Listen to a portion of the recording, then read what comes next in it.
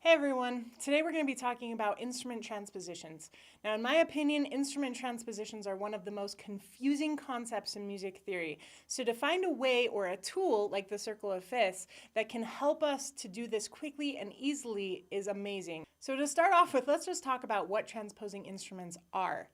What are we even talking about here? Let me give you an example. So if I have a piece of music like this and I play it on the piano, it's going to sound like this.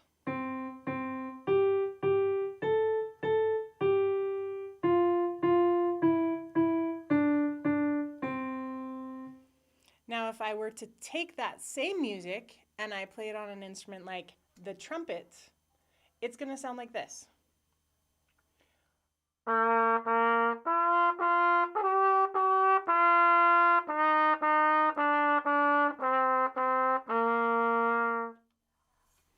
Now, if I were to put those two together at the same time,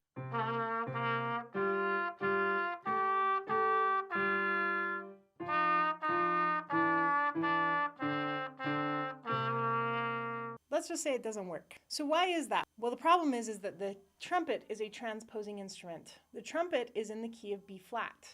This piano, on the other hand, is in the key of C. Now, what does that mean? Basically, what that means is when I have a written C on a piano, it's going to sound like a C.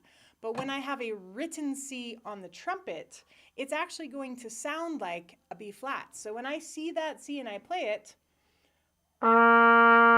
it actually comes out as a B flat, not as a C. That's why we say that the trumpet is in the key of B flat, because when we see a C, we hear a B flat. If you're wondering why some instruments transpose like this, well, the answer is it's kind of complicated, and I'm not going to go into all of that right now. The short answer is mostly tradition. It's just a tradition that we've been doing for centuries and we keep doing it. But there actually are a lot of valid reasons for doing it too. For one, if you're learning an instrument like the saxophone, where there's a bunch of different types of saxophones, you can learn the fingerings on one saxophone and then that applies to all of the rest of the saxophones. So you can learn one and then play all the rest of them. You don't have to relearn all the fingerings. Another reason is that we just don't want to rewrite all the music that's ever been written.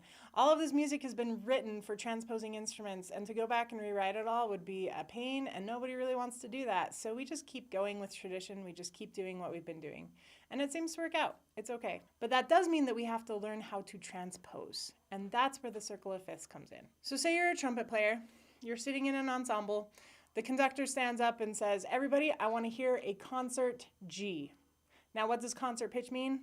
Concert pitch just means that that is the pitch they actually want to hear. It's not the pitch that you're actually going to see in your music or that you're going to play on your instrument. So if I play a G on my trumpet,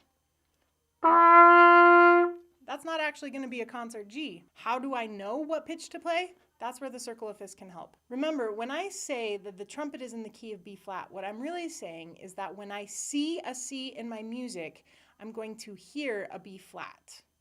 So if we go to the circle of fifths, C is right at the top of the circle.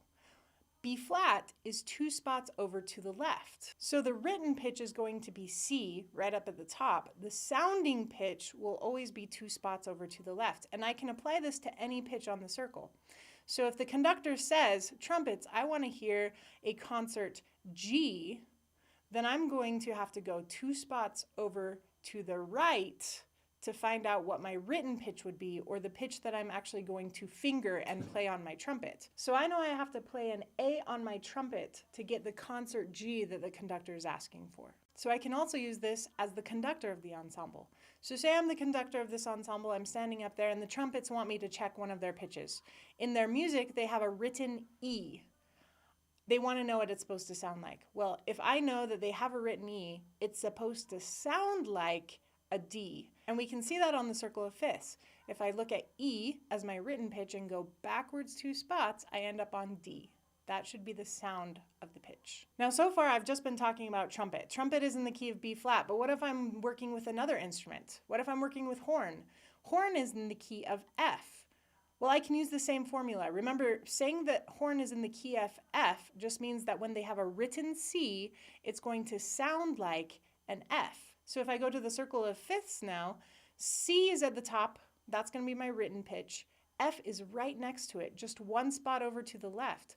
So I can now take that formula for an instrument in the key of F and apply it to any pitch. So say the horn player has an E flat written in their music, you're actually going to hear an A flat. Or if you want the horns to play a concert B, then you would actually have them play an F sharp. Let's do one more common example here. Let's take the alto sax. The alto sax is in the key of E flat.